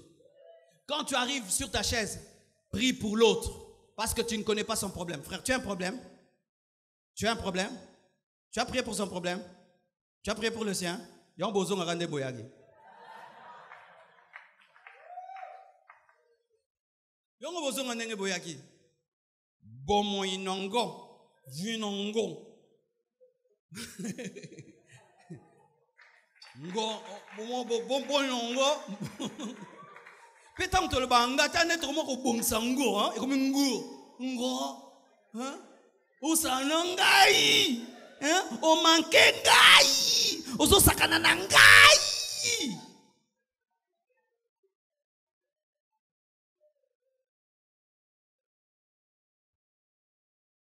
Voyez, même parmi vos enfants, imagine un de tes enfants vient te voir dans la chambre, il frappe à la porte, papa, il dit, tu veux quoi? Il dit, non, pas pour moi. Il y a Oracle, lui, le matin, il n'a pas eu de chocolat, à midi, il n'a pas eu de chocolat, le soir, il n'a pas eu de chocolat, alors je suis venu que tu me donnes le chocolat pour lui. Il a demandé, non, lui, il a peur d'entrer ici, mais parce que tu es fâché contre lui. Papa, tu ne peux pas lui donner même un chocolat pour lui. Qu'est-ce que tu vas faire? Tu veux lui donner un chocolat pour Oracle? son propre chocolat et le chocolat pour l'autre, n'est-ce pas? Et tu vas faire de lui quoi? Le département des chocolats de la maison. Chaque fois que tu veux distribuer le chocolat, tu vas l'appeler. Tu deviendras le département de guérison, des miracles, des bénédictions. Chaque fois que Dieu voudra faire quelque chose, il passera par toi. C'est pourquoi il dit, cacherai-je quelque chose à Abraham? Je ne peux pas cacher quelque chose à Abraham. Je connais son cœur. Il va intercéder pour l'autre. Abraham, nangina boma Sodome, pekisanga.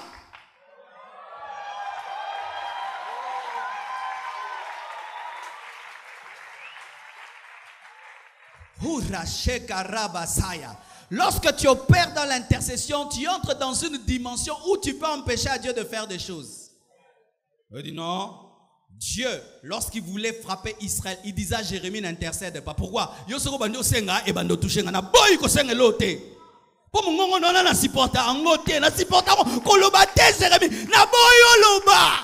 Niveau. Ça va. Dieu, est-ce qu'il était obligé de dire à Abraham qu'il allait détruire Sodome et Gomorrhe? N'est-ce pas qu'il a créé la lune sans lui, le soleil sans lui, qu'il a créé lui-même sans lui? Maintenant, quand il veut détruire, il commence à lui dire pourquoi? Lorsque Dieu veut juger une nation, il dit, est-ce qu'il n'y a pas d'intercesseur? N'y a-t-il pas un homme qui se tienne à la brèche? Lorsque Dieu veut détruire ta famille, il dit, maintenant, nous repéguons sangai. Mutuazate. Ngai, nzambe libota na ngai te, mengai, pambolanga ba mona, bandima kingate na liboto yo, zambe beta bango, o justifier ngai.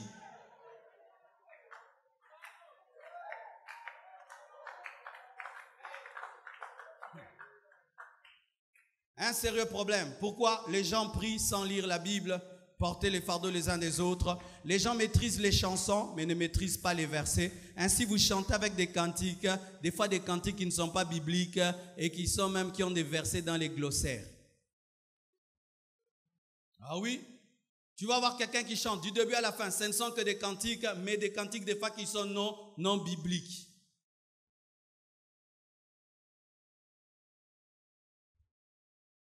Alléluia. Si aujourd'hui toute cette église commence à prier pour son pasteur, vous verrez comment est-ce que Dieu m'utilise. Mais si vous venez seulement à l'église pour vos problèmes, mais jamais vous ne priez pour le prédicateur, vous ne priez jamais pour votre pasteur, comment est-ce que Dieu va agir? Est-ce que tu pries pour ton pasteur? Quand tu viens dans un culte, tu pries pour le prédicateur et tu demandes que Seigneur, mets ta parole dans la bouche. Vous êtes les premiers à nous juger, mais les derniers à prier. L'un des grands prédicateurs en Angleterre, on lui pose la question, quel est le secret de ta force? Les étudiants viennent de partout pour connaître, parce que c'était un homme puissant. Il les amène dans une cave et leur montre un endroit où on prie. Il dit, là, les gens prient pour moi. Cet homme, lorsqu'il prêchait sous l'estrade, les gens priaient. Comment vous attendez des choses dans la vie des autres, mais vous ne les demandez jamais à Dieu? Nous sommes les premiers à critiquer. Au lieu de convertir nos critiques en prière, lorsque quelqu'un a un défaut, au lieu de le critiquer, prie pour ce défaut. Prie pour ce défaut. Et qu'est-ce qui va t'arriver? Lorsque tu pries beaucoup pour quelqu'un, tu ne sauras plus le critiquer. Pourquoi tu vas critiquer ton exaucement? Ah oui, je vous assure. D'ailleurs, je vais terminer là. Si un jour dans ta vie, tu surprends quelqu'un en train de prier pour toi et de pleurer pour toi sincèrement, c'est parmi les personnes qui t'aiment sur la terre.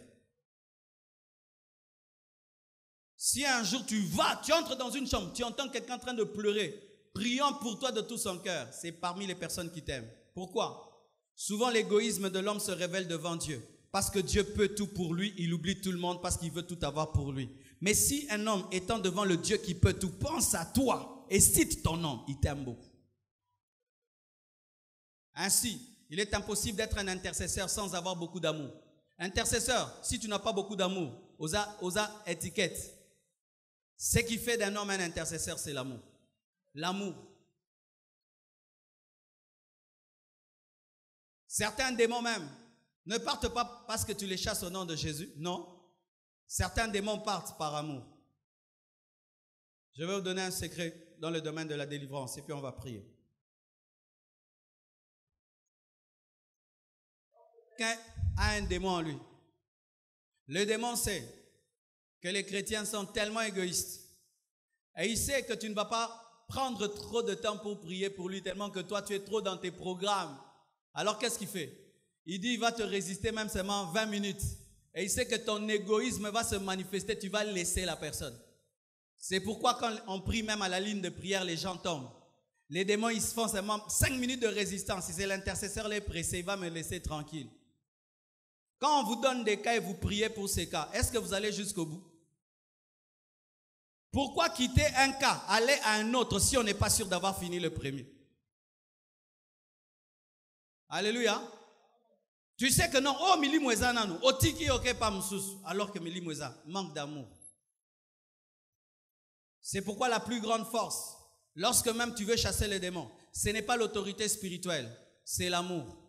Ça veut dire que les démons sentent que Mouto est lingi tellement Mouto est ok, aroti kangate tina kobima, ba démon nenge ba bayara ba tobongo. Une fois alors que j'ai chassé les démons, un démon m'a dit, oh, arrête de prier, tu es fatigué. C'était vrai aussi, j'étais fatigué. D'ailleurs, c'est ton heure de l'école du ministère. En ce temps-là, je recevais au bureau et puis je faisais l'école du ministère. Il a calculé, si je lui résiste jusqu'à 17 h, il doit arrêter parce que l'école du ministère. Et quelle stratégie j'avais faite en ce temps-là? Je refusais de prier pour beaucoup de gens. Parce que lorsque tu traites trop de cas, alors ils vont dire, si on est à 10, il n'a que 2 heures du temps, il fera les choses rapidement et il va mal faire les choses. Je me concentrais que sur 3.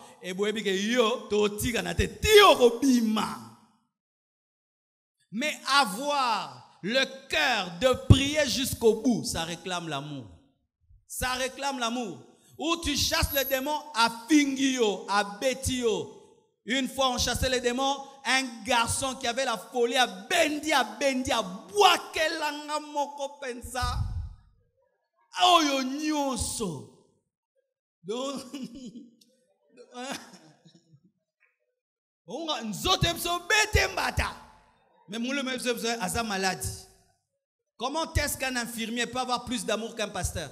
Parce qu'un infirmier, on vomit sur lui. Quand une femme accouche, il tient le docteur, elle l'insulte même. Mais il n'a pas supporté. Mais il y a un intercesseur démoniaque qui a bêté en bata. Tu as bêté en encore, hein?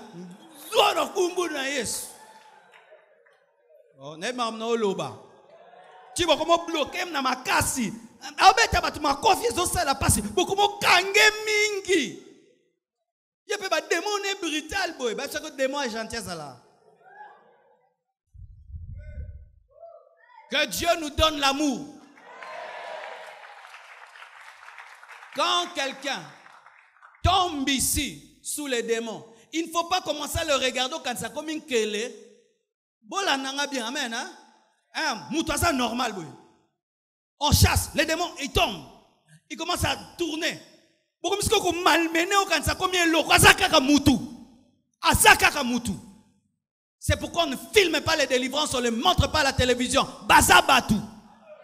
Si c'est ta mère, tu vas montrer ça à la télé. Si c'est ton père, tu vas montrer ça à la télé. Si c'est ton enfant, pour montrer que tu es un pasteur puissant, tu dois montrer comment est-ce que les gens vomissent, alors que les médecins ne montrent pas comment est-ce qu'ils opèrent les gens et ils ont plus d'amour même que des prédicateurs.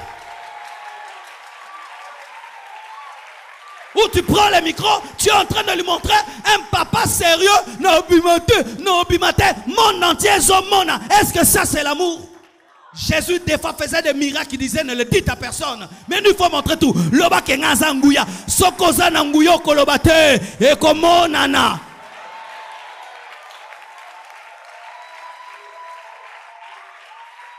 Alléluia. Zwaka mwindo kaka longo nango simba na okauka. Mais Eoloba, mais meka, okufa. Mais yo moko yebi ke ate lobate 6600 volts à kotana. Quand on a l'onction, on ne le crie pas. L'onction crie d'elle-même. Jésus est arrivé à Gadara. Il n'a rien dit. Le possédé s'est prosterné. Il n'a rien dit. Quand tu as l'onction, tu veux trop montrer que tu as l'onction. Tu n'as pas l'onction. L'onction se présente elle-même. Ne faites pas ça, mes frères. Ce n'est pas parce que quelqu'un est sous l'emprise d'un esprit que ce n'est pas un humain. Jésus a voyagé rien que pour délivrer un homme. Le possédé de Gadara, le Fils de Dieu, le roi des rois, le créateur du soleil. Il se déplace, il le délivre et puis il part. Pourquoi? Il est caillé.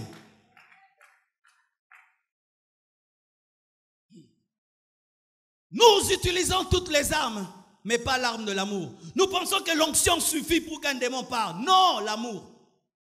L'amour, c'est une arme que le diable ne maîtrise pas, parce qu'en lui, il n'y a même pas d'amour.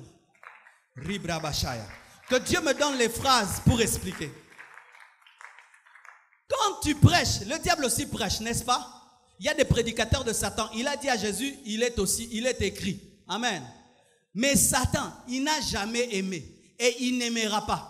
Lorsque l'église opère dans l'amour, il est vraiment embrouillé parce que c'est un domaine dans lequel il ne peut absolument rien. C'est pourquoi, dans les miracles de Jésus-Christ, il cherchait à faire des choses, mais dans la croix, il était KO. Moïse change le bâton en serpent. Lui aussi change le bâton en serpent. Mais dans la dimension de l'amour, Satan a laissé Jésus. Pourquoi? Il ne peut comprendre un créateur qui meurt pour sa créature. Et ça, il faut comprendre. Dans le royaume du diable, il n'y a pas d'amour. Et quand tu vis dans l'amour, Satan est déstabilisé. Comment? Au salinga mabe, nakibomoto, ezanin, nengo salinga mabe, na ochombote, n'est-ce pas? Lobiso amoni na boudeo, n'est-ce pas? Na moni na pasipe na tikio, n'est-ce pas? So pe na zue écrasion, pe na bomo na bomio. Mais lobi na tongo, bonjour, comment ça va? Na demolba. Oh maman. Apese mbote. Apese mbote. Poni apese mbote.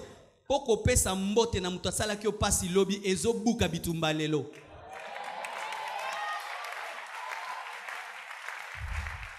Ebuki bitumba lelo. Le diable pensait qu'en amenant l'homme dans le péché, l'homme serait amené là où il est. Mais il n'a pas compris que Dieu a aimé l'homme. Il a pardonné l'homme. Et l'homme qui a péché va au ciel, lui va en enfer. C'est une chose qu'il ne comprendra jamais. Bien aimé, si tu veux que les démons ne te comprennent pas et les sorciers, vis dans l'amour. Vis dans l'amour. Vis dans l'amour. Vis dans l'amour. Un pasteur, il va aller prêcher. Sa femme prend ses habits et les met dans la baignoire. Tout le monde a noté. Sa femme le gifle. Maté Essanini est kimi. Au moins, il peut aucun église. Il a dit, Satan, tu ne mourras pas. Abenga snappé ses bises. K.O. Le diable ne peut pas comprendre ça. Bien-aimés frères et sœurs, Satan veut que les gens qui entrent ici dans cette église soient des gens qui viennent pour eux. Et connaissant Dieu, il sait que cela fera qu'il n'y aura pas de miracle. Mais si nous changeons et que nous devenons des porteurs de fardeaux, nous déchirerons les toits, les limitations et les hommes seront guéris et Dieu nous bénira. Même si je n'y reviens pas le vendredi prochain et le dimanche prochain, gardez cet enseignement en vous. Car encore une autre maladie de l'église, c'est quand on prêche une nouvelle chose, c'est Riwana. Hey, j'ai pris pour les autres. Je ne peux pas prêcher ça tous les jours. Il y a des choses qu'on t'a enseignées quand tu étais enfant. Jusqu'à aujourd'hui, tu sais, ça c'est la couleur noire, ça c'est la couleur beige. Mais qu'est-ce qui se passe à l'église? Pasteur, frère Robert a sainteté au katanga matéa. Ba sainteté vraiment bon so mono déborder betelo. Paul andoté ya mo pe batubao la la ba onimba. Biso tromi trop pressé ozonga ndaku. Na ki oté alelo. O alembi azongi.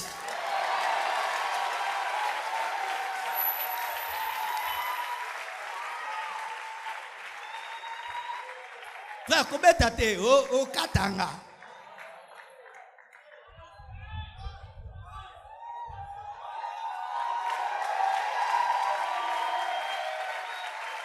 Alléluia. Voici maintenant. Si le paralytique pouvait crier, ses cris allaient arriver en retard. Mais le fait que des hommes en bonne santé le tiennent et l'emmènent, son miracle est arrivé rapidement. Les frères et sœurs qui sont ici, ils ont aussi la foi en Dieu. Ils peuvent se battre seuls devant Dieu. Mais une chose qu'ils pouvaient faire 2 jours peut prendre 1 mois parce qu'ils prient tout seuls. Ils combattent tout seuls. Quand ils se fatiguent, il n'y a rien. Mais si on prie ensemble pour un cas, même quand tu te fatigues, l'autre te relève. C'est pourquoi je vous donne un secret. Quand vous êtes en train de vous battre face à une chose, cherchez 4 porteurs de fardeau. Arrête de te battre seul dans la vie. Cherche des partenaires dans la prière. Le problème des chrétiens, tu as des camarades à Makamwebele, mais des camarades à l'Osamboté. Moi, il y a un problème avec les chrétiens Mikolo. Donc, aux gens à frère dans l'église, tu as toujours ma solo réel. Na position. Aux gens à frère dans l'église, tu as ma solo politique, n'est-ce pas? Mais aux gens dans l'église, Moutoute. Oyobo sambelara ensemble pour un problème. Nous sommes charnels. Nous partageons tout, mais sauf la prière. Certains même, ils ne prient pas avec leur femme.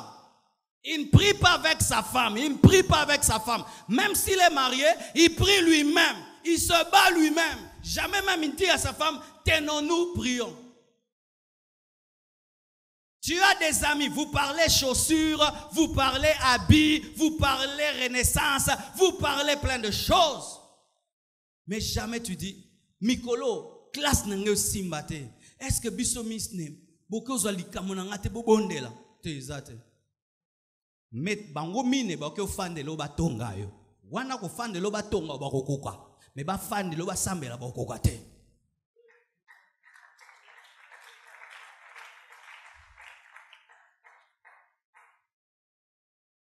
Au début de ma foi, j'ai eu des problèmes avec des esprits. À l'âge de 10 ans, des démons me sont apparus pour me bouffer. Ils sont venus avec une casserole et ils ont commencé à citer mon nom et j'allais entrer dans leur casserole. J'ai fait une prière de « Je vous salue Marie », ça n'a pas marché. Et ne faites jamais la prière de « Je vous salue Marie ». Ne salue jamais Marie quand Satan t'attaque.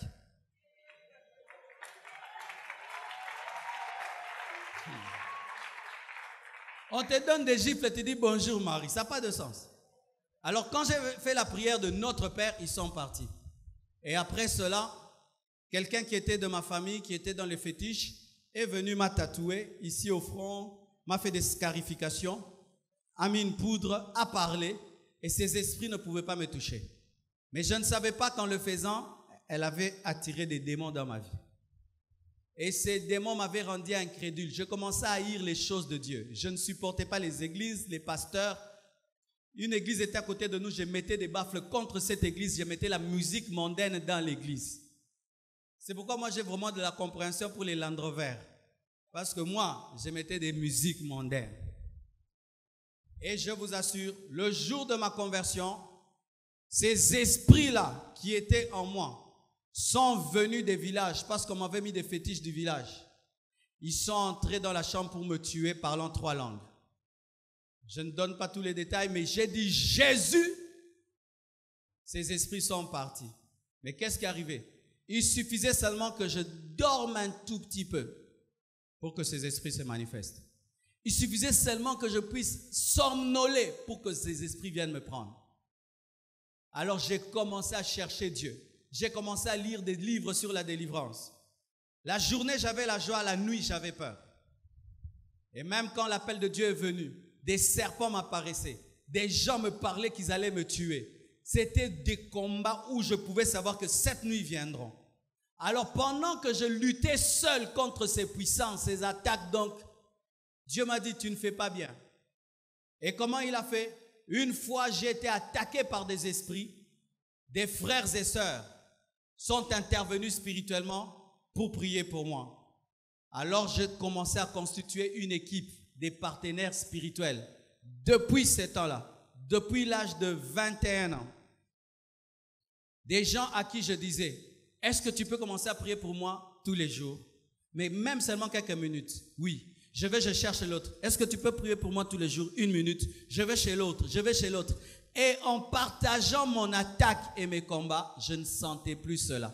Et quand même on a commencé l'église, Dieu m'a dit aussi de faire un département des partenaires spirituels qui prient pour moi. Et ces attaques étaient loin jusqu'à ce que c'est fini. Quand je me battais seul, c'était proche. Mais quand d'autres sont entrés dans le combat, c'était loin. L'amour. L'amour. Tu as des amis. Mais quel est l'essence de l'amitié? Si l'amitié n'est pas prier les uns pour les autres. C'est ça, c'est quoi alors l'amitié? Si l'amitié, c'est après le culte. Non, nous sommes des chrétiens. Alléluia. Nous sommes des chrétiens. On ne vient pas ici dans un théâtre où on écoute un homme qui parle et puis on rentre. Non, nous sommes des chrétiens. Et nos relations doivent être chrétiennes, tournées autour de la Bible et de la prière. Cherche quelqu'un, parle-lui. Tu vois comme je suis là, j'ai un péché. Et quoi il s'engaille à n'enyon sonde au monde ngabwe, nazali sumoro na ebamba kangai. Bonne la po na ngai makambo sila. Osengi batumi sato ba robomba secret. Poso ki pe mutu, aya fongole lio, salite na ye kobom kobimisa yango te.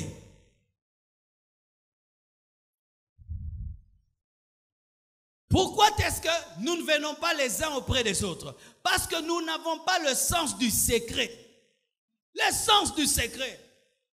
Si quelqu'un te parle de ses faiblesses, directement le téléphone. Tu appelles le monde entier. C'est pourquoi nous ne nous confions pas les uns aux autres. Nous nous battons seuls. Mais Dieu n'a pas prévu qu'un chrétien se batte seul. Il a envoyé les disciples toujours 2 à 2.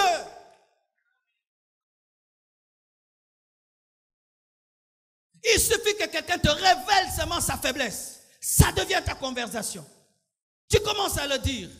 Et même tu commences à lui faire des chantages sur ce qu'il t'a dit. Et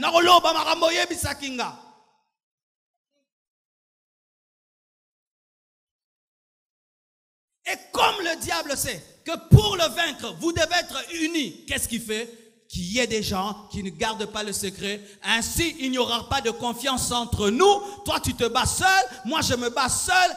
Ainsi, il nous fragilise. Apprenez à être des vrais amis. Des vrais amis. Quand je dis des vrais amis, où on peut même te tuer, morobim sa secrétaire. N'est-ce pas que na mokili bato bon baza? Eza na bato na mokili ti boko bomaye, boko torturer, arobim sa te. Mais yo ka muke. Bon c'est là. Il suffit que bachelo ka mesa au lieu ka bien. Nangana yipsa bino hein. Nangana bomba mais molimo mo repsera la ye. Molimo satana.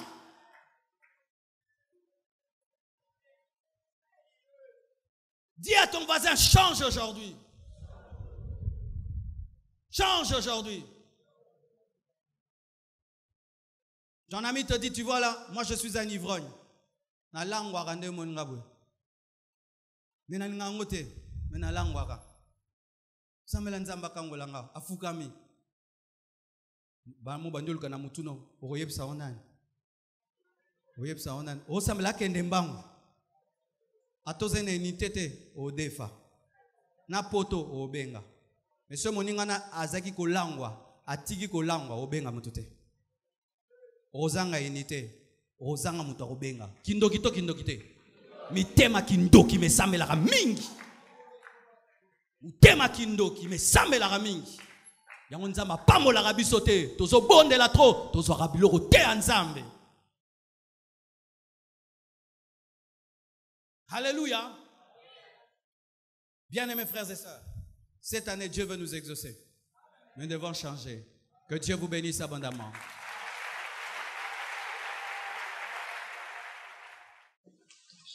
Alléluia, gloire au Seigneur. Je crois que ce message vous a béni, vous a édifié, vous a transformé et que vous êtes bénis dans vos maisons, vous êtes bénis dans vos familles, car c'est cela notre désir, que vos vies soient changées, transformées et affectées. La Bible dit dans Jean 3, verset 16, « Car Dieu a tant aimé le monde qu'il a donné son Fils unique, afin que quiconque croit en lui ne périsse point, mais qu'il ait la vie éternelle. » Dieu, en effet, n'a pas envoyé son Fils dans le monde pour qu'il juge le monde, mais pour que le monde soit sauvé par lui. Bien-aimés frères et sœurs, nous avons prêché cette parole, afin que tu saches que Dieu t'aime, que Jésus-Christ t'aime et qu'il a offert sa vie pour que tu aies la vie éternelle. Ce message t'a touché, tu veux donner ta vie à Jésus-Christ. Je te prie de faire cette prière, car plusieurs l'ont fait dans le monde entier et plusieurs ont été sauvés, plusieurs ont rencontré Jésus, plusieurs ont été baptisés dans le Saint-Esprit. Je te prie là où tu es, de fermer tes yeux et de t'agenouiller si tu en as le moyen, afin que Christ entre dans ta vie. Prions ensemble. Seigneur Jésus, aujourd'hui, je te reçois dans ma vie comme Seigneur et Sauveur. Pardonne mes péchés depuis que je suis né jusqu'en ce jour. Écris mon nom dans le livre de vie. Donne-moi le Saint-Esprit. Je commande au diable de quitter ma vie. Je commande aux démons de quitter ma vie au nom de Jésus-Christ de Nazareth. Aujourd'hui, je confesse de ma bouche le Seigneur Jésus-Christ et je crois dans mon cœur que Dieu l'a ressuscité d'entre les morts. Je suis sauvé, je suis pardonné. Merci Jésus. Amen. Gloire au Seigneur, tu es sauvé. Dieu t'a pardonné. Tu n'as pas besoin de le sentir, tu as besoin de le croire. Et si tu es à Kinshasa, rejoins-nous à Limete 2e rue, quartier industriel, numéro 6. Et si nous avons déménagé, ce sera au numéro 4. Et si tu n'es pas à Kinshasa, nous te prions de rejoindre une église qui prêche la Bible de Genèse Apocalypse sans ajouter ni retrancher, une église dans laquelle le Saint-Esprit se meut, une église dans laquelle le pasteur n'est pas Dieu, mais Jésus-Christ est Dieu, une église dans laquelle on marche dans la sainteté, dans la crainte de Dieu et on prêche l'œuvre de la croix. Et je crois que Dieu, qui a commencé cette œuvre en toi, te dirigera dans une bonne église et vers un bon pasteur. Soyez bénis. Merci beaucoup. Appelez-nous à ce numéro au bas de l'écran, écrivez-nous à cette adresse email et nous serons heureux de vous répondre. Merci. Soyez bénis. Amen.